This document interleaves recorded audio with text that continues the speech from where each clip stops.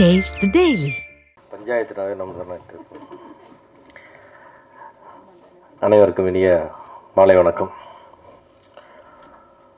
இது மழை பிடிக்காத மனிதன் ஒரு கவிதையான தலைப்பு, சசிசார் படமாக இருக்குன்னு வந்தால் ட்ரெய்லர் பார்த்தா மிஸ்கின் படமாக இருந்தது. ஒரு வேறு எதிர்பார்ப்பில் வந்தோம், வேறு மாதிரி இருக்குது சார். ரொம்ப அழகாக இருந்தது மில்டன் சார், ரொம்ப பியூட்டிஃபுல்லாக இருந்தது உங்களுடைய விஷுவல்ஸ். ஒரு நம்பிக்கையை தருது ட்ரெய்லர்.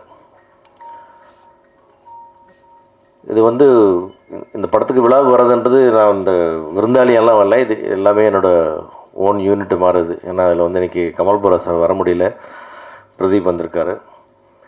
ஸோ இவங்க எல்லாருமே இந்த சினிமாவுக்குள்ளே நிறையா அவங்கள கான்ட்ரிபியூட் பண்ணி நிறையா லாப நஷ்டங்களை சந்தித்து கடைசியாக நிறையா நஷ்டங்களை சந்தித்து இந்த சினிமா நமக்கு கொடுக்கும், இந்த சினிமா கொடுக்கும் நம்பிக்கையோடு நிறைய வேறு தொழில் அதெல்லாம் விட்டுட்டு இந்த சினிமாவுக்குள்ளே இன்னும் நம்பிக்கையோடு இருக்கிறவங்க, அவங்க அந்த மாதிரி 4 பேர் இருக்கிறது தான் எங்களுக்கு சப்போர்ட்டிவாக இருக்குது. அது மாதிரி தான் நான் இவங்களுக்கெல்லாம் நன்றி கடன் பட்டிருக்கேன் நிறையா இருக்குது. அதனால் இந்த இடத்துக்கு வர வேண்டியது என்பது ஒரு கடமை. கமல் சார் வர முடியல, அவருடைய தந்தையார் உடல்நிலை சரியானால. ஸோ இன்றைக்கி என்னென்னா சார், அது என்னென்னா இந்த விழாவில் சில விஷயங்கள் சொல்லணும்னு நினச்சேன் நான் வந்தோன்னே. ஏன்னா அது சமீபத்தில் ஓடுற படங்கள் நம்பிக்கையாக இருக்குது, தெலுங்கில் ஓடுற படம் நம்பிக்கையாக இருக்குது. அந்த ஓடின படங்கள் அதுக்கப்புறம் என்ன ஆகுது அப்படின்னு பார்த்தீங்கன்னா, பழைய சினாரியா மாதிரி ரொம்ப மோசமான ஒரு நிலைமைக்கு தமிழ் சினிமா போய்கிட்டு இருக்கு. முன்னாடி தமிழ்நாடு சினிமாவில் ஒரு படம் 20 கோடி ரூபா தமிழ்நாடு தேட்டரிக்கல் கலெக்ட் பண்ணிச்சுன்னா அது 20 கோடி ரூபாய் டிஜிட்டல் விற்கும். இன்னைக்கு 20 கோடி ரூபா கலெக்ட் பண்ண படம் 3 கோடி ரூபாய் டிஜிட்டல் விற்கிது. ஸோ என்ன மாதிரி ரேஷியோவில் இந்த பிஸ்னஸ் ஃபாலோ ஆகிருக்குன்றதே எங்களால் இமேஜினே பண்ண முடியல. இது மீடியா நண்பர்கள் இது ஒரு சரியான கோணத்தில் தமிழ் சினிமாவோட நிலைமையை கொஞ்சம் புரிஞ்சுக்கணும்னு இந்த இடத்துல நான் சொல்ல விரும்புகிறேன். தெலுங்கில் ஒரு படம், சின்ன படம் ஹிட் ஆச்சுன்னா 60 கோடி ஷேருங்கிறாங்க, 100 கோடி ஷேருங்கிறாங்க. பெரிய படம் வந்துச்சுன்னா 200 பண்ணுச்சு, 300 பண்ணுச்சு, 600 பண்ணுச்சு. இதெல்லாம் தமிழ்நாட்டில் சாத்தியமே இல்லை. ஏன்னா தேட்டருக்குள்ள உள்ளே வரக்கூடிய ஆடியன்ஸே நம்ம முற்றிலுமாக இழந்து விட்டோம். ஏதோ ஒரு படம் ஓடுதுன்னா அந்த படம் கூட அது 40 ரூபா பண்ண வேண்டிய படம் 20 ரூபா பண்ணியிருக்கு. அதுதான் உண்மை. இன்றைக்கி ஒரு கர்டன் பண்ணிடுச்சு, மகாராஜா பண்ணிடுச்சுன்னு பேசிட்டு இருக்குன்னு அந்த படம்லாம் இதை விட டபுள் பண்ண வேண்டிய படங்கள், அதே படங்கள் இந்த இந்த தரம், இந்த வெற்றி ஆந்திராவாக இருந்துச்சுன்னா இது அதோடைய கலெக்ஷன் 40-50 கோடி. நம்ம 20 கோடி பண்ணிட்டு அதுலேயே சந்தோஷமாயிட்டு 20 கோடி பண்ணிடுச்சு, நிறையா பண்ணிடுச்சுன்னு சொல்லிருக்கோம். அது 20 கோடி அல்ல, அதோட படத்தோட விலை 40 கோடி அது. ஸோ அந்த மாதிரி இன்றைக்கி ஒரு பெரிய படங்கள் ஆந்திராவில் பண்ணுது, எல்லாமே பண்ணுதுன்னா அங்கே தேட்டருக்குள்ளே வர்ற ஆடியன்ஸுக்கு இன்னும் அந்த ஆசை இருக்குது, உள்ளே வந்துட்டுருக்காங்க, அதுக்கான ரெஸ்பான்ஸ் எல்லாமே வந்துட்டுருக்கு. இங்கே நம்ம ரொம்ப ஆடியன்ஸ் இழந்து போய் தவிக்கிறோம். ப்ரொடியூசர்ஸ் எவ்வளோ தூரம் லாஸ் ஆகுறாங்களோ அது உங்களுக்கு தலைமாற அங்கே பிரச்சனை வந்துச்சுன்னா உடம்பு பூரா பரவும். அதை நம்ம ரைட் சென்ஸில் எல்லோரும் புரிஞ்சுக்கணும். இன்றைக்கி தயாரிப்பாளன்ற ஒரு தலை உருண்டுருச்சுன்னு சொன்னால் அதுக்கப்புறம் மீதியில் இருக்கிற பாடியில் இருக்கிற எல்லாம் ஸ்பேர், பிரெயின் டெட் ஆனதுக்கப்புறம் எல்லாம் வேஸ்ட். அந்த சூழ்நிலைக்கு தான் தயாரிப்பாளர்கள்லாம் போய்கிட்டு இருக்காங்க.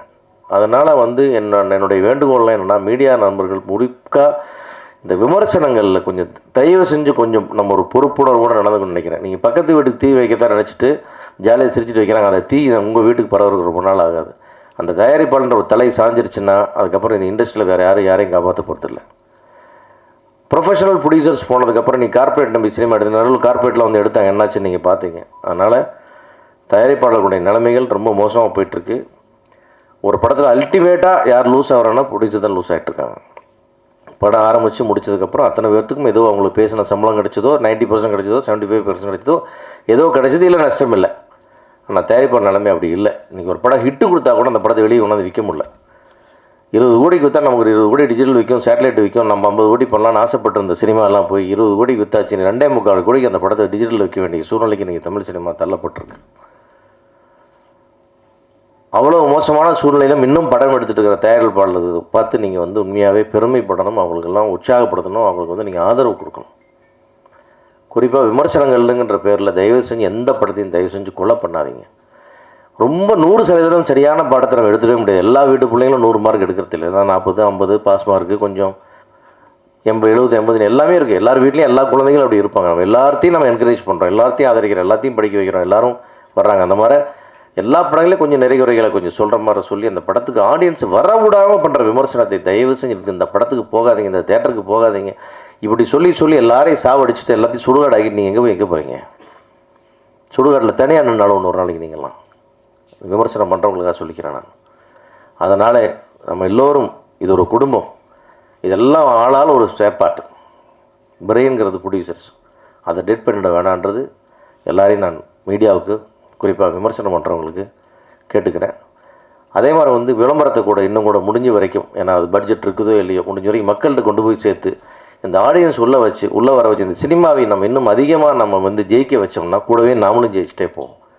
ஒரு சினிமா ஜெயிச்சா ஒரு ப்ரொடியூசரை ஜெயிக்கிறார். அந்த படத்தில் வேலை செஞ்ச அத்தனை ஆர்டிஸ்ட், டெக்னீஷியன், வேலை செஞ்சவங்க எல்லாரும், அதுக்கப்புறம் மீடியா, விளம்பரம், எல்லாருமே எல்லா டிபார்ட்மெண்ட்டும் சம்பாதிக்குது. ஒரு படம் தோற்று போனாலும் ஒன்றும் ப்ரொடியூசர் மட்டும் வெளியே போய்ட்றாங்க.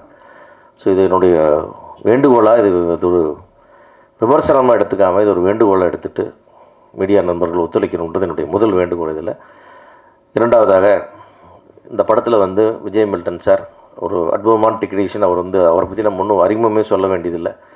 அப்படி ஒரு அற்புதமான டெக்னீஷியன். அவருடைய முழு திறமையும் இதில் காட்டியிருப்பான்னு நான் நம்புகிறேன். ஏன்னா இதில் வந்து விஜய் மில்டன் வந்து ஜெயிக்கணும், அவருடைய திறமைகளை வெளிப்படணும். அவருடைய திறமை டைரக்டராக தான் இனிமேல் அவர் வந்து அவருடைய ப்ரூவ் பண்ணணும். அவருடைய வெற்றிக்கு என்னுடைய வாழ்த்துக்கள்.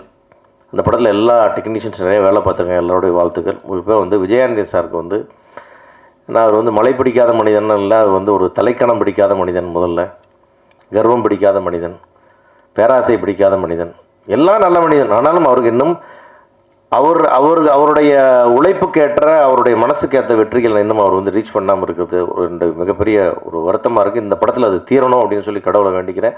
மொத்த மீடியாவே வேண்டிக்கிறேன், உங்களையே கடவுளமாக நினச்சி நான் வேண்டிக்கிறேன். இதை நீங்கள் எல்லோரும் சப்போர்ட் பண்ணோம். ஏன்னா அந்த மாதிரி டெடிக்கேட்டடாக வேலை செய்கிற ஒரு ஹீரோ, ரொம்ப ரீசனபுளாக எல்லாத்துலேயும் நடந்துக்கிற ஒரு ஹீரோ, 24 மணி நேரம் வேலை செய்ய தயாராகிற ஹீரோ, ஒரு ஷூட்டிங் ஸ்பாட்லேருந்து அப்படியே கிளம்பி ஓடி வந்து ஸ்டேஜில் நிற்கிற ஹீரோ, என்ன கொடுத்தாலும் அதை வாங்கிட்டு திருப்தியாக வேலை செய்கிற ஹீரோ, ஷூட்டிங் ஸ்பாட்டில் எந்த தொந்தரவும் பண்ணாத ஒரு ஹீரோ. இது எத்தனை படத்தில், எத்தனை இடத்துல, எந்த இண்டஸ்ட்ரியில் எவ்வளோ பேர் இருக்காங்க இந்த மாதிரி விரல் விட்டு எண்ணிடலாம்.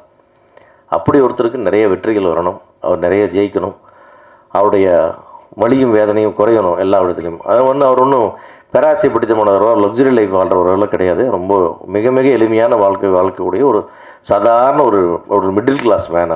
அவருக்கு என்ன இருந்தாலும் இல்லாட்டி இன்னும் 1000 கோடி சம்பாதிச்சாலும் அப்படியே தான் அவரோட லைஃப் ஸ்டைல் இருக்கும். அதில் வந்து அவர் எதையுமே மாற்றிக்க போகிறதில்ல. அப்படிப்பட்ட ஒரு மனிதர் ஜெயிக்கணுன்றது என்னுடைய தனிப்பட்ட என்னுடைய பிரார்த்தனை. அது வந்து ஒரு வகையில் இண்டஸ்ட்ரிக்கும் நல்லது, தமிழ் சினிமாவுக்கும் நல்லது. இது வந்து முக்கியமாக அதை சொல்லணும்னு நினச்சேன் நான். அந்த வகையில் இந்த படம் வந்து ஒரு வெற்றி படமாக அமையணும், நிச்சயமாக வசூல் ரீதியாக நல்ல படமாக அமையணும். இதுவும் கூட பார்த்தீங்கன்னா எல்லா இடத்துலையும் ரொம்ப ரிஸ்க் எடுத்து தான் இந்த படம் முழுக்க தயாரிப்பாளர்களுடைய 100% ரிஸ்கில் தான் இந்த படம் ரிலீஸ் ஆகுது. இந்த படத்தினுடைய வெற்றி தோல்வி முழுமையாக அவனை பாதிக்கும். வெற்றிக்கு வந்து எல்லாரும் 1000 சொந்தங்கள் வந்து நிற்பாங்க, எல்லோரும் நிற்பாங்க. ஆனால் தோல்வியே அடையக்கூடாது, பெரிய வெற்றி அடையணும், இதை நிறையா சம்பாதிக்கணுன்றது என்னுடைய ஆசை, என்னுடைய வாழ்த்துக்கள். அதுக்கு முக்கியமாக நான் வந்து இந்த திருப்பி சொல்கிறேன், இந்த மீடியாவுக்கு தயவு செஞ்சு கோஆப்ரேட் பண்ணுங்கள். இது வந்து ஒரு ஈகோவாக எடுத்துகிட்டு நீ என்ன சொல்கிறது, நான் என்ன கேட்குறது, நீ எப்படி விமர்சனம் பண்ணுறவங்கள கேட்கலாம், அப்படிலாம் தயவு செஞ்சு பேசாமல், நான் வந்து இது வரைக்கும் வன்மையாக கண்டித்த நான் விமர்சகர்கள் வரைக்கும் எல்லாத்துக்கும் நான் சொல்லிடுறேன். அதையெல்லாம் மறந்துட்டு இந்த சினிமாவை காப்பாற்றலாம், கொஞ்சம் எல்லாரையும் காப்பாற்றலாம், இந்த சினிமா நல்லா ஓட்டும், தமிழ் சினிமாவுக்கு தேட்டர் ஆடியன்ஸ் வர வைங்க. ஆடியன்ஸ்க்கு தேட்டருக்கு வர தான் நம்ம எல்லோரும் பிழைக்க முடியும். வராத தேட்டர் பக்கம் வராத, இந்த படத்துக்கு வராது அப்படின்லாம் சொல்லாத நிறுத்திட்டு நல்ல தரமான விமர்சனங்களை தருமாறு உங்களை எல்லாம் பணிவன்போடு மன்றாடி கேட்டுக்கொண்டு இந்த படம் வெற்றியடைய இறைவனை வேண்டி வாழ்த்துக்கிறேன். நன்றி.